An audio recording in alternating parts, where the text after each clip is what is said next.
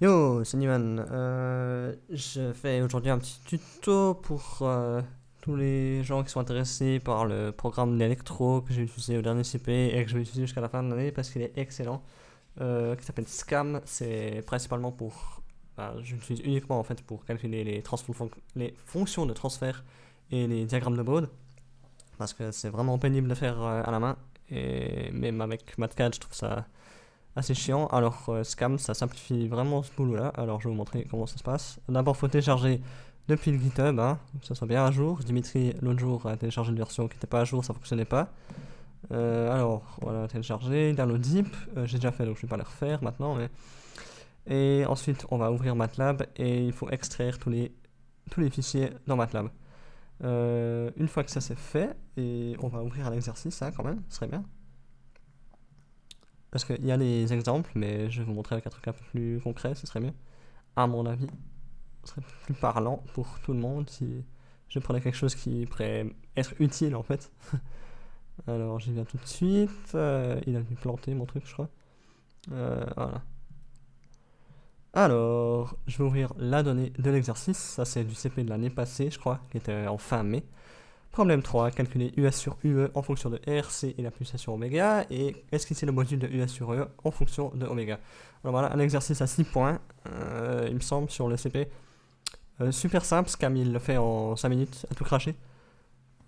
Donc première partie, c'est vraiment juste fonction de transfert, et deuxième partie, c'est le diagramme de Bode, donc c'est nickel. On a les éléments R et C qui sont connus, donc on a tout ce qu'il nous faut, c'est tout bon. Alors, la première chose à faire, c'est de savoir que Scam fonctionne à base de netlist. Donc, on a meilleur temps de nommer les nœuds et les composants de façon à les reconnaître et de pouvoir écrire une netlist pour Scam. Je vous conseille de faire ça dans votre tête ou bien d'écrire comme ça sur le schéma, ça prend pas très très long. De le faire au pire sur papier si vous n'avez pas le mental pour faire ça, sur le coup avec le stress. Alors, bon à savoir, c'est que UE, je l'ai renommé en V1, c'est pas trop important, mais ce sera plus pratique pour Scam plus tard.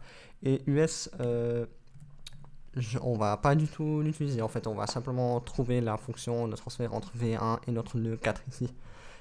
Il est aussi important de noter que tout ce qui est la Terre, on les note comme un nœud 0, même s'ils sont branchés à rien d'autre qu'un seul composant, c'est un nœud 0. Donc tout ce qui est à la Terre ici, sauf US justement. US on le met pas à 0, on le laisse comme ça. Parce que techniquement ça c'est juste une boucle où on va prendre une tension sur le nœud ici. Une fois qu'on a nommé toutes les intersections, on peut commencer à faire la netlist. Alors je l'ai déjà faite celle-là, je vais vous montrer à quoi elle ressemble. La netlist c'est sous forme de fichier. Alors on peut faire clic droit ici à gauche, de faire nouveau script, puis ensuite le script on le renomme. On fait quelque chose .cir, ça fait un circuit. Et ça, Scammy peut l'interpréter comme une netlist. Alors voilà, on a cp.cir. Alors on va regarder ça ensemble. Je vais mettre ça à côté même. On a notre V1, notre tension d'entrée. Donc Scam il prend les tensions comme une source de tension. Une source de tension idéale, quoi, rien de spécial, mais il faut juste être au clair que c'est des sources de tension et non pas juste un point de tension, parce qu'on pourrait croire que US aussi il faut l'écrire, mais en fait non. Donc, bref, V1 on l'écrit entre le nœud 1 et 0, et on n'a pas sa valeur, vu qu'on cherche justement la fonction de transfert, donc c'est une valeur symbolique. R1 entre le nœud 1 et 2, et c'est aussi symbolique pour l'instant. Ensuite, on a un amplifié opérationnel, et on prend d'abord les sorties plus, ensuite moins, ensuite la sortie à droite, quoi, c'est toujours à droite. Alors, notre plus, il est sur le 0, notre moins, il est sur le 2, et notre sortie, il est sur le 4. Ensuite, R2, même chose, entre 2 et 3, symbolique. Le C1 entre 3 et 0, de nouveau la Terre, symbolique. Et le dernier, R3 entre 3 et 4, symbolique. Alors voilà, on a la netlist, on est tout bon. Et maintenant, il faut ouvrir la file de commandes. Et ça, je vous conseille de l'écrire. Vous êtes obligé de l'écrire une fois à la main. Puis ensuite, soit vous pouvez sauvegarder les commandes dans vos favoris, ou bien il y a l'historique, si vous pressez les flèches, après vous pouvez voir toutes les commandes que vous avez faites. C'est vachement pratique. Alors, on va commencer par faire fname égale entre crochets le nom du fichier. Donc moi c'est cp.cir, je fais ça. C'est bon, il l'a reconnu, il a le workspace fname ici à droite, on est tout bon. Aussi important de noter qu'on est obligé de mettre le fichier dans le même dossier que le script, sinon il n'aime pas. Ensuite, on écrit simplement scam, et normalement, si c'est tout bien connecté et c'est tout bien fait, il nous fait tout automatiquement, il nous fait la résolution de matrice, il nous donne les équations, et il nous donne la solution. Alors V1, tout ce qui est V underscore, c'est les tensions qu'il a calculées en fait. Et donc là, on est que symboliquement, parce qu'on a quasi que de la symbolique. Donc on a V underscore 1 égale V1, donc ça c'est nous qui l'avons imposé. Et nous, ce qu'on cherche, justement, comme j'avais marqué ici, c'est notre tension au nœud 4. Alors nous, typiquement, c'est ce V underscore 4. Et donc on a tout ça, mais on s'en fout un peu de ça. Ce qu'on va faire, nous, simplement, c'est on va faire V1 sur V underscore 4. Non, le contraire plutôt. V underscore 4 sur V1, U sur V1. Et normalement, le tour sera joué. Et voilà, on a notre réponse. C'est vraiment tout. Là, typiquement, ce circuit n'était vraiment pas compliqué. Ouais, c'est ça, V4 sur V1, on est bon. Si le circuit est très compliqué, on peut faire collect, puis après, entre parenthèses, ANS. Ça, parce qu'il nomme automatiquement les réponses comme ANS. Donc si on fait collect ANS, il va collectionner tous les termes semblables. Donc là, il a décidé de mettre le S entre... ouais, il a mis le R1 en évidence, ok, intéressant. Enfin, non, en fait, je sais pas ce qu'il a fait, mais c'est égal. Et sinon, aussi, pour que le prof soit content, on peut faire pretty ANS. Et ça, il fait une belle équation avec les équations qui sont élevées, comme ça fait plus joli. Juste aussi, le S, ça, j'avais pas vu avant, mais ça, je pense qu'il va l'expliquer au deuxième semestre, on aura un peu d'avance là-dessus. C'est simplement notre... au lieu de faire des graphes en fonction du temps, on fait des graphes en fonction de la fréquence. Et c'est dans le plan complexe simplement. Là, ici, c'est théorie de contrôle, je sais pas trop quoi, j'ai pas trop suivi, mais c'est égal. La forme, on a S égale, je sais pas ce que c'est ça, plus J oméga. Alors nous, simplement, on prend le J oméga, S égale J oméga. Donc c'est possible que vous trouviez ici des S carrés ou bien même des S cubes. Vous remplacez simplement par oméga carré oméga cube, c'est égal. Et c'est la réponse, voilà. Donc voilà, on a notre fonction de transfert, c'était tout simple. Donc ça fait point 1, ça fait 3 points. Voilà, calculer US en fonction de RC plus station oméga. On a R, RC et oméga. On a même pas C, en fait, ça simplifie ici. Ah non, si, il y a.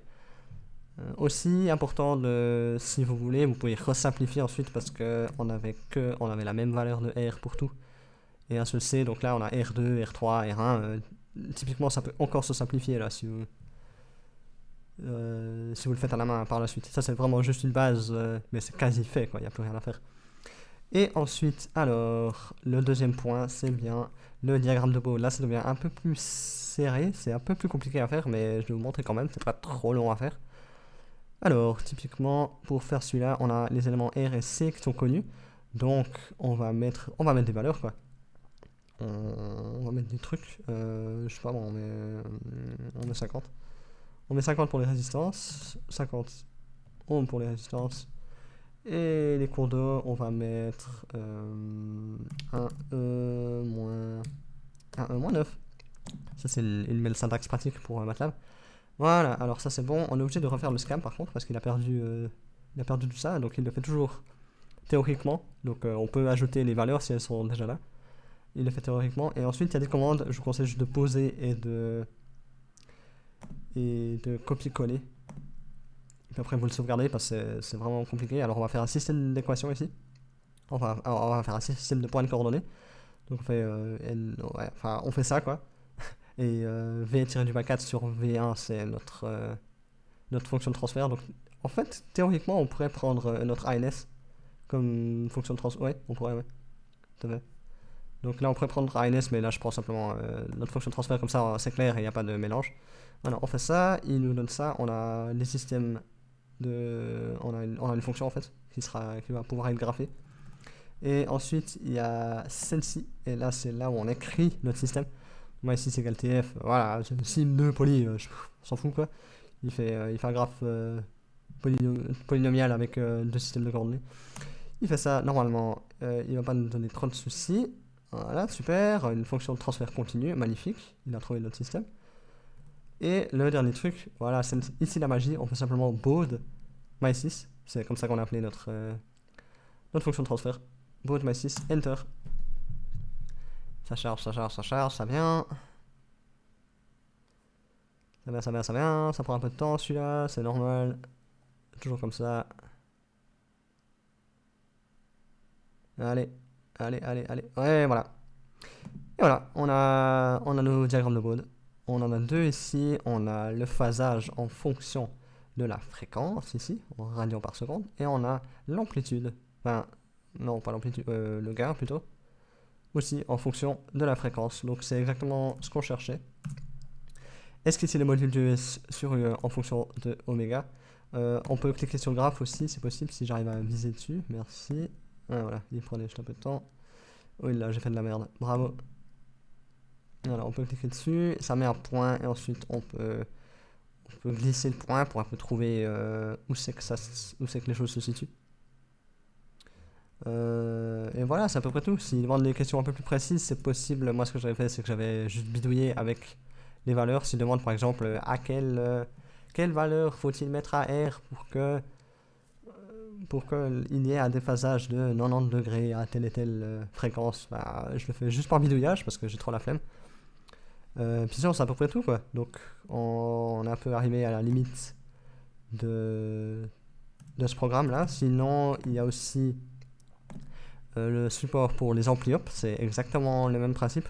Je vous conseille de consulter la documentation ici, au moins juste ça, le type de composants et comment ils sont branchés et quelle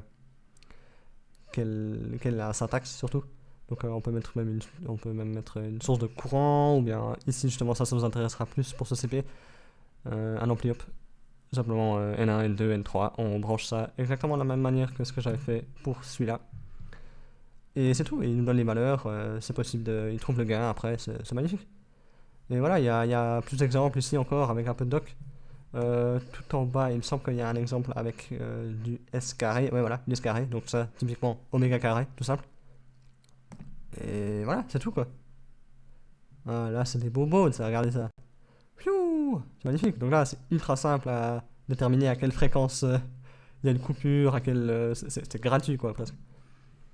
Donc voilà, après, à bout de. Je sais pas, la dernière fois, j'avais perdu pas mal de points initialement parce que j'avais pas de justification pour mes choses. Mais ensuite, après avoir parlé avec lui, il a vraiment pas l'air d'être contre ce programme. Le prof, je sais pas, il avait l'air même tout à fait satisfait avec la réponse une fois que je lui avais montré comment ça fonctionnait. Mais je vous conseille quand même de prendre des bonnes screenshots et de vraiment documenter tout ça parce que sinon, surtout pendant l'examen, je pense que c'est facile de perdre des points qui devraient normalement être gratuits juste parce qu'on n'a pas de justification quoi. Et voilà, c'est tout. J'espère que ça vous aidera un peu. Bien plus quoi.